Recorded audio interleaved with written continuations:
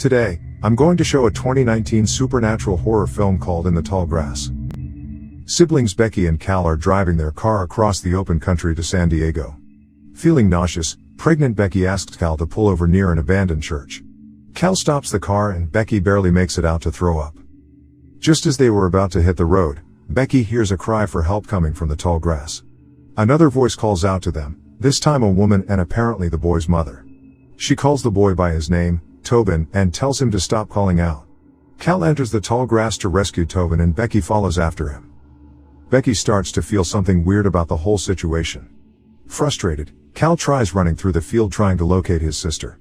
He stumbles into the mud, tired and gasping for air. As he looks up, he sees the remains of a rotting dog. Becky soon meets another man in the tall grass who introduces himself as Ross. He is also looking for his wife, Natalie, his son, Tobin, and their dog, Freddie. Meanwhile, Cal finally runs into the boy named Tobin. Tobin tells Cal how his family ended up in the field in the first place. They followed a man's voice into the tall grass and have been stuck ever since. Cal asks Tobin how long they have been wandering through the field. The boy doesn't know. He tells Cal about the rock. The rock lets you hear the tall grass and the tall grass knows everything. Cal has no choice but to ask the boy for help. Tobin is eager to help his new friend and tells Cal to stay close to him as they go look for Becky. Becky follows Ross into the tall grass and loses him. Feeling the panic rise up to her chest, Becky frantically searches for the man. A shadow then jumps up from behind her, clasping its hand on her mouth and stifling her screams. Cal follows Tobin to a clearing where a gigantic rock sits in the center. Cal walks towards it and sees the symbols carved into it. A loud cry coming from the field interrupts his trance. Travis stops his truck at the same church where Cal parked their car. He spots a paperback novel belonging to Becky at the side of the road. Ignoring the uneasy feeling in his chest, Travis ventures out into the field. He soon stumbles into Tobin. Tobin calls Travis by his name, leaving Travis confused. Tobin insists that they have met before, but Travis could only look up to the boy in shock. Ultimately, the boy leads Travis to Becky's rotting corpse. Tobin watches from a distance as the man shudders and cries beside the corpse. Back at the church, Tobin stands towards the tall grass, completely terrified as he holds onto his dog and calls out to his mother, saying that a man is calling out from the field. His parents follow him to the field and immediately get lost. As morning breaks, the siblings arrive at the side of the field and enter the tall grass to Tobin's cries. Feeling hopeless and lost, Travis hears Becky's voice from a distance and he calls out for them. Travis finally catches up to Tobin, Becky, and Cal. Travis tells them that they've been missing for 2 months. Suddenly, a phone call interrupts their talk. A distorted woman's voice erupts from the phone giving them a solemn warning before cutting off. They continue their trek until Becky screams in pain as blood drips from her thighs. A horrifying vision of death and sacrifice play through her mind, so horrifying that it makes her pass out. Ross meets them and leads them back to the clearing with the rock. The atmosphere turns ominous as Ross marvels at the entity in front of them.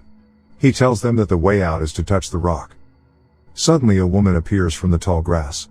It's Natalie, Tobin's mom. She shields her son as she warns her husband to stay away from them. As she looks over at Becky, she gasps. She insists that she saw Becky and that she was dead. Ross insists that Natalie's only confused. Becky grabs her stomach from the pain and another vision passes through her mind. She sees the grass people and Ross with milky white eyes and a sinister smile on his face. As Ross turns his back on them, Travis tackles him to the ground and starts punching him. Ross soon gains the upper hand and breaks Travis's shoulder. Natalie pushes her son to run and gets caught in the arms of her crazy husband. Ross finally tips over the edge and crushes his wife's head with his own bare hands. The group runs back into the field and Freddie leads them towards a building. Travis apologizes to Becky but lashes at her brother. Fed up with everything, Cal lands a punch on his face. Their fight is cut short by Ross, who is now banging at the door. The group climbs up to the top of the building and barricades the door. Cal and Travis spot the dog, Freddie, as it walks through the empty parking lot.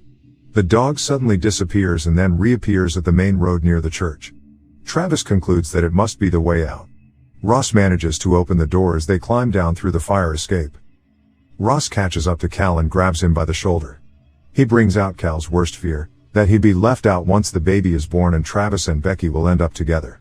Cal runs away from his grasp and back into the field but is soon tackled by Ross. As Cal turns to his side, he sees his own mangled corpses staring back at him with their soulless eyes. A final chill runs through his spine as Ross chokes him to death. Travis wakes up and goes back to the field to look for Becky. Beaten and bruised, he thanks Becky for trying to keep her baby and that their baby deserves to live. Suddenly, Ross grabs Becky from behind. Becky is terrified and exhausted, but with the remaining energy she has left, she reaches for the pair of scissors on the ground and stabs Ross's left eye. She pushes herself back up and runs until she finds herself surrounded by the grass people she saw in her vision. They close in on her, defying her attempts of escape, and carry her against her will. Becky wakes up and pulls out her cell phone and attempts to call herself, revealing herself to be the woman who gave them the ominous warning earlier. As she drops her phone in pain, she sees the carvings on the rock, bearing the prophecy of her own pregnancy. The ground breaks before her, revealing the roots underneath the rocks. Thousands of babies, dead and alive, wriggled in the roots beneath her, all crying for help. Becky screams at the horrifying sight of what seems like the fate of her daughter. With one last push and scream, she passes out. The full moon shines above her as Becky wakes up in a dazed state. Cal is feeding her something. Betty asks what she's eating and his brother responds that it's only grass. As the blood drops on the ground, Becky soon realizes that something isn't right. She turns her head and spots her dead daughter. He's been feeding her the baby all this time. Petrified, she turns back to Cal, who is now Ross. Travis finds Becky near the rock. He taunts Ross to come out. A grinning Ross appears from behind, landing a punch on his face. He pins him on the ground, but Travis gains the upper hand and kicks him off. Ross retrieves a broken bone from the mud and slams it onto Travis's face before finally stabbing him in the stomach. Suddenly, Becky rises up with her last ounce of energy and strikes Ross's right eye. This buys them a bit of time as Travis hits back at him by smashing his face against the rock. A struggle ensues and Tobin watches in horror as Travis finally strangles his father to death. Clutching his dead girlfriend, Travis sobs. He glances back behind him and knows that there's only one way out of here. He finally places his palm on the surface and is gripped into a vision. His eyes roll back as he sees the hundreds of paths that could take them outside. Travis leads Tobin to an escape path. He turns to him and gives the boy Becky's necklace. He grabs the boy and pulls him up towards the grass. Once he's down, Tobin finds himself inside a room. He walks towards the solitary door and realizes that he's inside the church. He makes his way just in time to see Becky's car pulling up the side of the road. Tobin runs towards them with all his might and screams at them. He tells them to get inside the car and to not go in the tall grass. Seeing that they're not convinced, he pulls out the necklace that Travis gave him.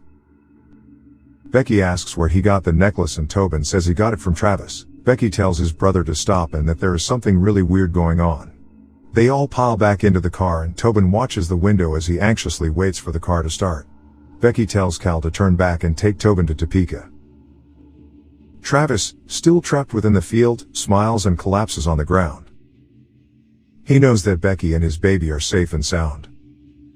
With this, he takes one final look at the sky and closes his eyes.